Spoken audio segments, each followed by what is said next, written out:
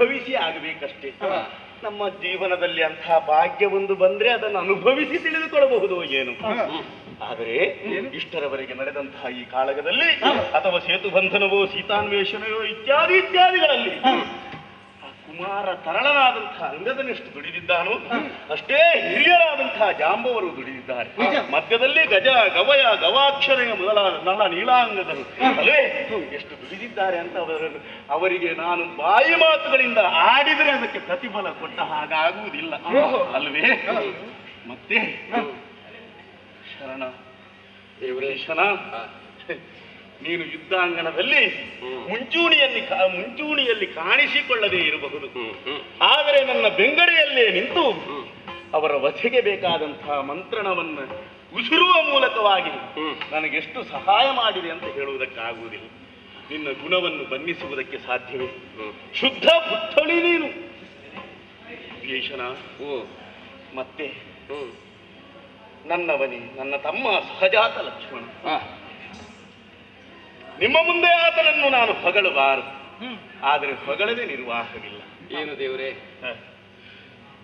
ಇಂದ್ರಜಿತುವನ್ನು ವಧಿಸಬೇಕಾದರೆ 12 ವರುಷಗಳ ಪರ್ಯಂತರ ನಿದ್ರಾಹಾರ ಮೈಥುನಗಳನ್ನು ತ್ಯಜಿಸಿದವನಾಗಿರಬೇಕು ಎನ್ನುವಂಥ ವಿಚಾರವನ್ನು ನೀನೇ ಆಡಿದಿ. ಯಥಾರ್ಥ. ಅಂತವರು ನಮ್ಮ ಸೇನೆಯಲ್ಲಿ ಯಾರಿದ್ದಾರೆ ಎನ್ನುವ ಹಾಗೆ ನಾನು ಪರಿತಪಿಸುವಂತಹ ಕಾಲದಲ್ಲಿ ನಾನಿದ್ದೇನೆ, ಎಲ್ಲಾ ಸಂಶಯವನ್ನು ನೀಗಿಕೊಡ್ತೇನೆ. ತದ್ರೀತಿಯಲ್ಲಿ ಇಂದ್ರಜಿತುವನ್ನು ಕೊಂದು ಬಂದಂತಹ ಲಕ್ಷ್ಮಣ ನಿರೂಪಿಸಿದ. ಆದರೆ ಹೇಗೆ ಎನ್ನುವುದು ಅರ್ಥವಾಗಲಿಲ್ಲ. ಹೇಗೆನ್ನುವ ಹಾಗೆ ಆಹಾರವನ್ನು ಸೇವಿಸದೇ ದಿನ ಕಳೆದ. ನಮ್ಮನ್ನು ರಕ್ಷಿಸುವುದಕ್ಕೋ ಸುಖವೋ ಎನ್ನುವ ಹಾಗೆ ಕೈದುವನ್ನು ಹಿಡಿದು ರಾತ್ರಿಯೂ ಹಗಲು ಮಲಗದೆ ದಿನವನ್ನು ಕಳೆದ. ಮತ್ತೆ ಸತಿಯನ್ನು ಅಯೋಧ್ಯೆಯಲ್ಲೇ ಬಿಟ್ಟು ಬಂದಿದ್ದ. ಹೀಗಾಗಿ ನನಗೆ ಬೃಹತ್ತಾದಂತಹ ಉಪಕಾರವನ್ನೆಸಗುವ ಮೂಲಕವಾಗಿ ಲಕ್ಷ್ಮಣ, ನೀನು ಸದಾ ನಾನು ನಿನಗೆ ಚಿರಋಣಿಯಾಗುವಂತೆ ಮಾಡಿದ್ದೀನಿ. ನಿನ್ನ ಈ ಉಪಕಾರವನ್ನು ನಾನು ಹೇಗೆ ತೀರಿಸಬೇಕು ಅರ್ಥವಾಗುವುದಿಲ್ಲ. ದೇವರು ದೊಡ್ಡವನಾದರೆ ನನಗೆ ಅನುಗ್ರಹವನ್ನು ಮಾಡಿದರೆ ಮುಂದೊಂದು ಜನ್ಮ ಉಂಟು ಅಂತಾದರೆ ಆ ಜನ್ಮದಲ್ಲಿ ಈತನಿಗೆ ಸಹಭವನಾಗಿ ತಮ್ಮನಾಗಿ ಹುಟ್ಟುವ ಮೂಲಕ ಇವನ ಸೇವೆ ಮಾಡುವ ಭಾಗ್ಯ ದೊರಕಲಿ ಎನ್ನುವ ಹಾಗೆ ಯಾಚಿಸಿದೆ. ದೇವರ ಮನಸ್ಸು ದೊಡ್ಡದು. ನಮ್ಮವರೇ, ಮತ್ತೆ ನಾವೆಲ್ಲ ಅಪೇಕ್ಷಿಸುವುದುಂಟು ಈ ಕಾಳಗ ಎನ್ನುವುದು ಅವ್ಯಾಹತವಾಗಿ ನಡೆಯಬೇಕು ಅಂತ. ಆದ್ರೆ ಅವ್ಯಾಹತವಾಗಿ ನಡೆಯುವುದಕ್ಕಾಗುತ್ತದೆ? ಹೇಗಾಗ್ತದೆ? ನಾವು ಬೆಳಕು ಆರಿದ ಕ್ಷಣ ನಿಲ್ಲಬೇಕಾಗುತ್ತದೆ ಅಲ್ವೇ? ನೋಡಿಲ್ಲ ಮರಿದರುಳು ತರಣಿ ಅಂಬರವಾನಿಳಿದ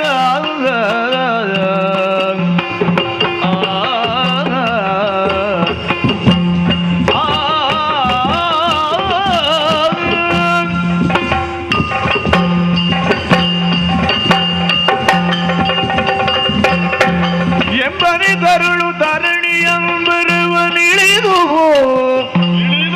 ಅಪರಾಂಬುಧಿಗೆ ತೆರಳಲ್ ಕದಂಬೋಜನಿಕರಾದ ಅಪರಾಂಬುಧಿಗೆ ತೆರಳಲ್ ಕದಂಬೋಜನಿಕರ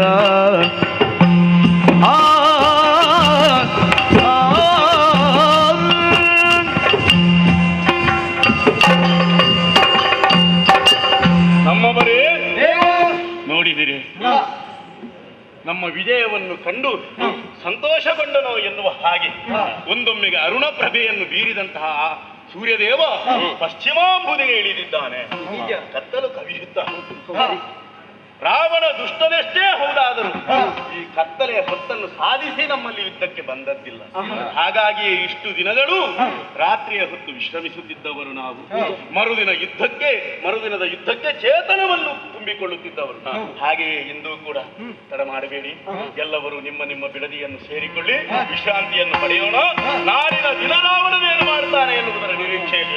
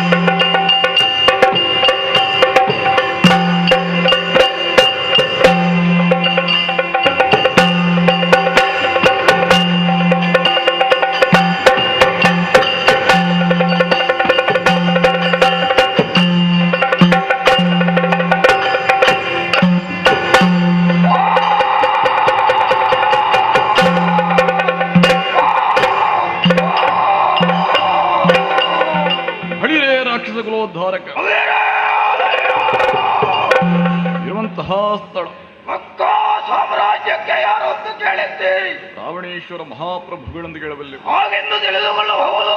ಹೊರಟು ಬಂದ ಕಾರ್ಯಕಾರಣ ಅದೇ ಕವಿದೆ, ಅದೇ ಕವಿದೆ. ಚಿಂತಿಸುತ್ತ ಮನೆಗೈದಿ ಕಂತು ವೈರಿಯ ನೆನೆದು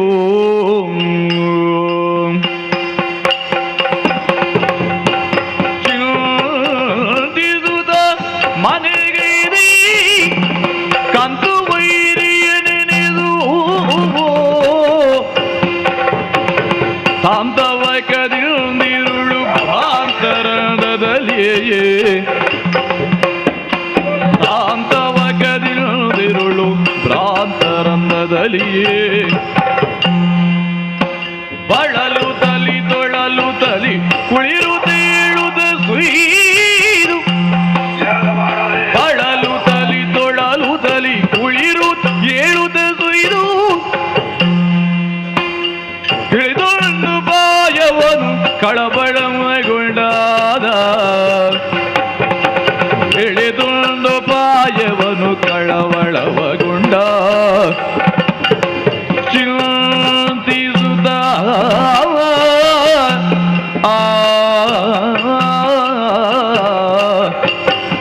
ಮನೆಗೆ